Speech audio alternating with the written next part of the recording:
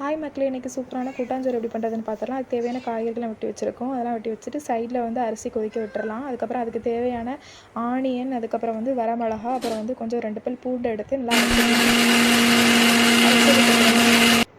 நீங்கள் வந்து நல்லா வந்து அந்த தக்காளியும் சேர்த்துட்டு அதை வந்து அரைச்சி வச்ச பேஸ்ட்டையும் வந்து நம்ம சேர்த்துடலாம். சேர்த்துட்டு நல்லா கொதி வரட்டும். கொதி வந்ததும் மஞ்சள் பொடி போடுங்க. மஞ்சள் பொடி போட்டு நல்லா மிக்ஸ் பண்ணி விட்டுருங்க. மிக்ஸ் பண்ணுங்கள். நல்லா மிக்ஸ் பண்ணதுக்கப்புறமா நம்ம அது கொஞ்சம் இதான பிறகு நம்ம வந்து வெட்டி வச்சுருக்கிற காய்கறியும் வந்து சேர்த்துடலாம்.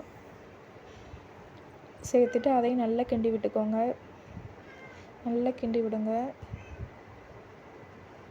அதை நல்லா கிண்டி விட்டதுக்கப்புறமா அது கொஞ்சம் நல்லா வேகட்டும். வேகின பிறகு தேவையான தண்ணி ஊற்றி அதையும் நல்லா வேக விட்டுருங்க. நல்லா வேக விட்டதுக்கப்புறமா கொஞ்சம் நல்லா வெந்ததுக்கப்புறமா நம்ம வந்து பொடிசாக வந்து எடுத்து வச்சுருக்கிற முருங்கைக்கீரையை வந்து சேர்த்துடலாம். இது ஆப்ஷனல் தான், ஆனால் சேர்த்தா ரொம்ப உடம்புக்கு நல்லது, அதனால் சேர்த்துக்கோங்க.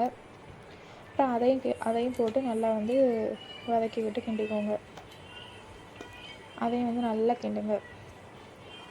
கிண்டி விட்டதுக்கப்புறமா நம்ம வந்து சேர்த்து வச்சுருக்க புளியை எடுத்து நம்ம வந்து கரைச்சி விட்டுறலாம். புளி சேர்த்துட்டு அப்புறம் வந்து நம்ம அரைச்சி வச்சுருக்க தேங்காய் பேஸ்ட்டையும் வந்து சேர்த்துடலாம்.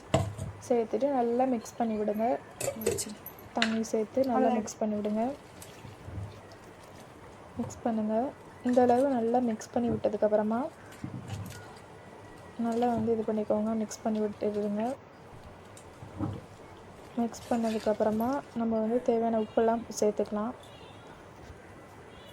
உப்பு சேர்த்து நல்லா வெந்ததுக்கப்புறம் தாளிச்சிக்கலாம். தாளிக்க தேவையான கருவேப்பிலை, ஆனியன், வரமிளகாய் எல்லாம் போட்டு நம்ம வந்து நல்லா தாளிச்சிக்கலாம். தாளித்து ஃபைனலாக அதில் ஊற்றி இறக்கணும் அப்படின்னா சூப்பரான டேஸ்டான கிராமத்து ஸ்டைலில் நம்மளுக்கு வந்து கூட்டாஞ்சோறு வந்து ரெடி ஆயிரும். இது திருநெல்வேலி ஸ்டைலில் நாங்கள் பண்ணுறது.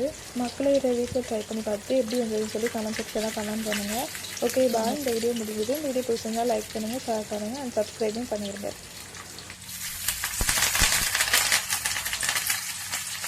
இதை பார்த்து